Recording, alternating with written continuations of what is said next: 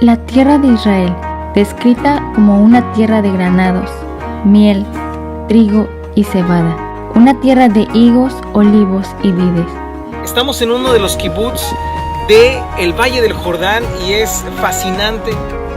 Una promesa le fue dada a Israel, la tierra que fluye leche y miel.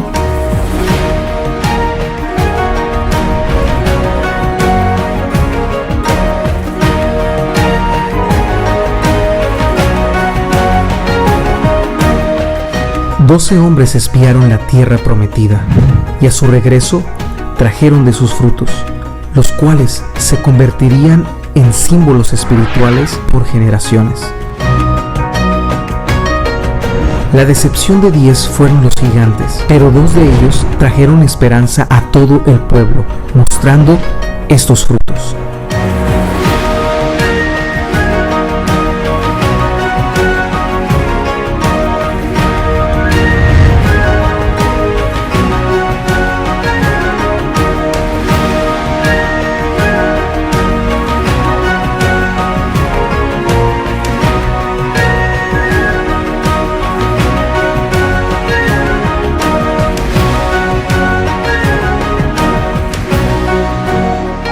Las 7 especies de Israel.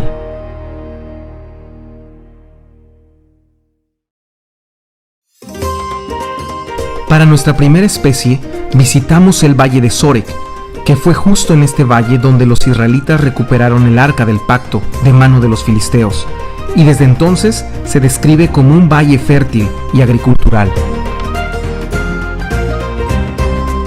En la Biblia, la granada está relacionada con prosperidad, con bendición, ya que los espías, cuando vinieron a ver la tierra, ellos a su regreso trajeron granadas.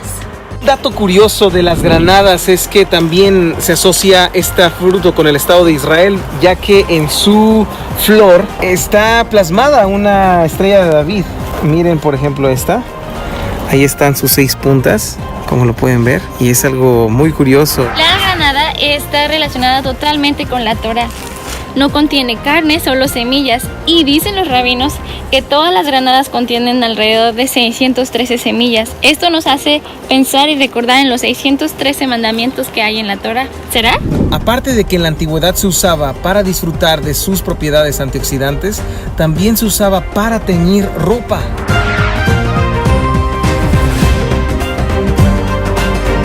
La granada es un símbolo sacerdotal, ya que lo encontrábamos en el templo por doquier. Incluso en las vestimentas de los sacerdotes había granadas en su atuendo. La granada siempre causó inspiración para muchas cosas, desde decoración hasta poetas usaron la granada para referirse a las cosas más hermosas que ellos vieron, como hizo el escritor del libro de Cantares, que comparó a las mejillas de la mujer como granadas. La granada es muy abundante para el tiempo de Año Nuevo judío, llamado Rosh Hashanah.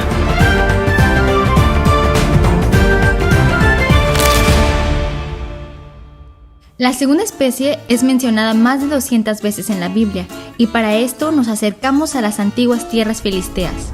Es el primer fruto que Noé, después de salir del arca, plantó y es asociado con la prosperidad. El fruto de la vid es asociado directamente con Yeshua, y no es casualidad que su primer milagro registrado en Juan tiene que ver con el fruto de la vid. En el Evangelio de Juan, Jesús dijo: "Yo soy la vid, vosotros los pámpanos". Y esto es un pámpano. Es una rama que está pegada a la rama principal, a la vid. Jesús dijo: "Separados de mí, nada podéis hacer". La vid es un símbolo que se asocia con la bendición, pero también con el juicio de Dios, como se describe en Isaías 63. La tercera especie es el olivo, y en la antigua Judea era un alimento básico en la dieta diaria.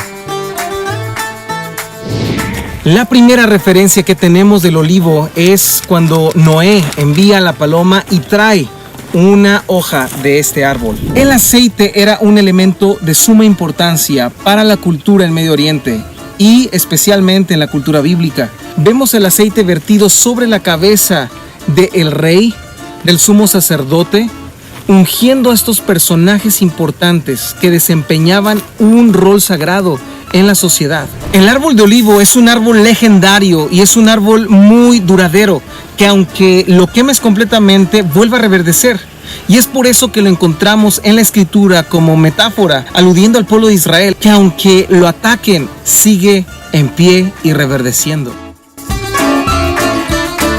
Una de las profecías hacia el Mesías era que tendría que ser del retoño de David. La palabra original es netzer, que en hebreo significa esto, un retoño del árbol de olivo. Estos son los retoños del olivo. Son ramas muy pequeñas que con el paso del tiempo van madurando. En algunas décadas va a ser este retoño tan fuerte como este tronco que vemos aquí y se va a unir al tronco original.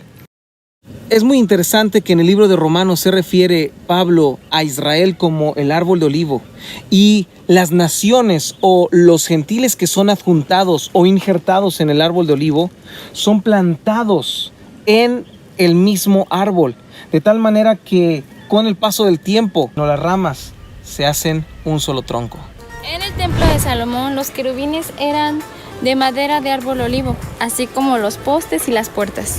El aceite de las olivas es simbolizado en la escritura como el Espíritu de Dios. En Salmo 128 la Biblia compara a la familia de los que temen a Jehová con el árbol de olivo. Conociendo la naturaleza del árbol, entendemos lo que el salmista quería decir. Cuando habla de los hijos sentados a la mesa del que teme a Jehová, habla de estos retoños que nacen alrededor de la raíz. Son aquellos retoños que crecerán un día, serán fuertes y se unirán a este árbol haciéndolo mucho más fuerte. Está muy fuerte el calor. Ahora podemos entender por qué en la Biblia sentarse a la sombra de una higuera era un símbolo de prosperidad y de paz, pero no solo eso, sino con este sol también era un descanso y un refrigerio, un refugio en medio del sol. La higuera se ha cultivado en la tierra de Israel por más de 5,000 años, pero no solamente crece en cultivos, sino también crece silvestre. Este fue uno de los frutos que trajeron los espías de la tierra prometida. La higuera es el primer fruto mencionado por nombre en el libro de Génesis. Adán y Eva, después de haber comido del fruto prohibido, decidieron hacer vestimentas con hojas de este árbol. Hay muchos comentaristas bíblicos judíos que dicen que probablemente la higuera fue el árbol del fruto prohibido. Es muy interesante que la Biblia comienza hablando en Génesis con esta planta y en el Nuevo Testamento, en el libro de Apocalipsis capítulo 6, menciona que en los tiempos finales caerán las estrellas a la tierra como cuando la higuera es sacudida por el viento y sus frutos caen.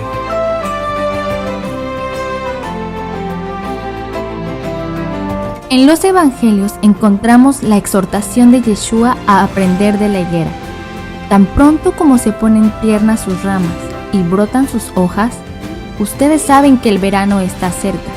Igualmente, cuando vean que suceden estas cosas, sepan que el tiempo está cerca.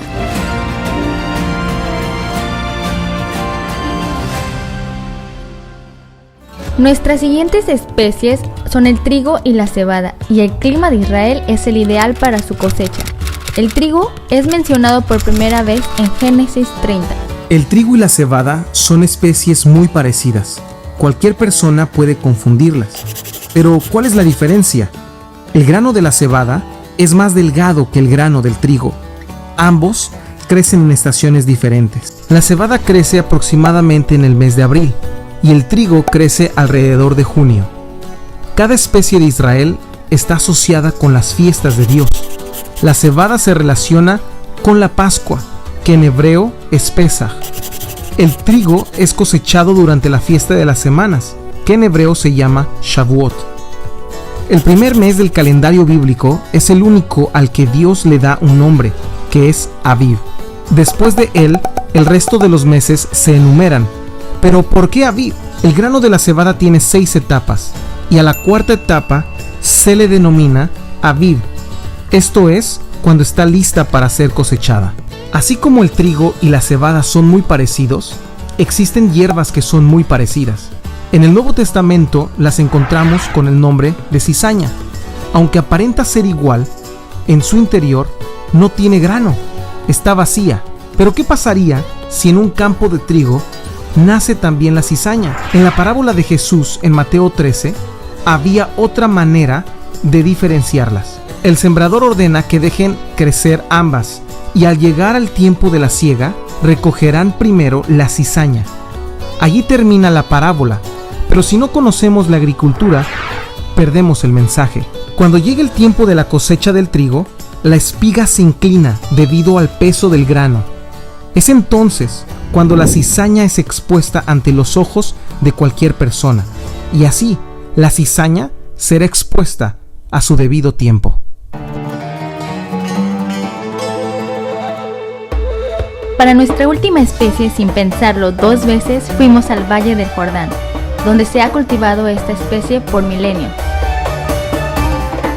Estamos en uno de los kibutz del Valle del Jordán y es fascinante estar en un plantío de dátiles. La palmera de dátil se considera uno de los cultivos más antiguos y principales del suroeste de Asia. En hebreo, al dátil se le llama tamar, y en el texto bíblico algunos personajes eran llamados con este nombre. Existen palmeras masculinas y femeninas. Las femeninas son las que dan el fruto. Las palmeras datileras pueden tardar de 4 a 8 años para que den fruto. Es por eso que su fruto es muy costoso. Esta palmera es una palmera joven y ya tiene el punto de madurez. Ya ha pasado por lo menos esos 4 años para que dé este tipo de frutos. Y estos dátiles, como lo ven, son los mejores dátiles que existen. Para poder obtener dátiles muy ricos y de buena calidad, antes de madurar deben de cubrirse en una especie de bolsa. Esta bolsa es como una malla que los protege de la intemperie y de animales que puedan llegar y querer comerlos. Incluso en algunos sembradíos datileros suelen tener burros que comen los dátiles que caen de las palmeras para que a la misma vez los mismos burros fertilicen sus suelos. El dátil tiene bastantes usos y bueno, te puede comer en su estado aún sin madurar, que es un color amarillo, o hasta llegar a este punto. Pero también se puede hacer una miel muy rica y de hecho esta miel era parte de la dieta de Juan el Bautista. Las ramas de palmeras en el libro de Levítico y Nehemías describen que son elementos importantes para la festividad de Sukkot. La sukkah o el tabernáculo debe ser hecho de este material, de ramas de palmera. Las palmeras también simbolizaban algo muy sagrado. Lo podemos ver en Primero de Reyes porque el templo estaba decorado de palmeras. Incluso en el cristianismo, las palmas se utilizan para la festividad del Domingo de Ramos. En Salmos 92 dice: el justo florecerá como la palmera. Y esta metáfora cobra demasiado sentido cuando vemos los elementos que rodean el crecimiento de la palmera. No importa si la palmera crece 500 metros bajo el nivel del mar o está en un ambiente árido. El justo seguirá creciendo porque su existencia no depende del exterior que lo rodea, sino del interior. Y no solo eso, sino que en cada estación dará sus frutos y demasiado dulces.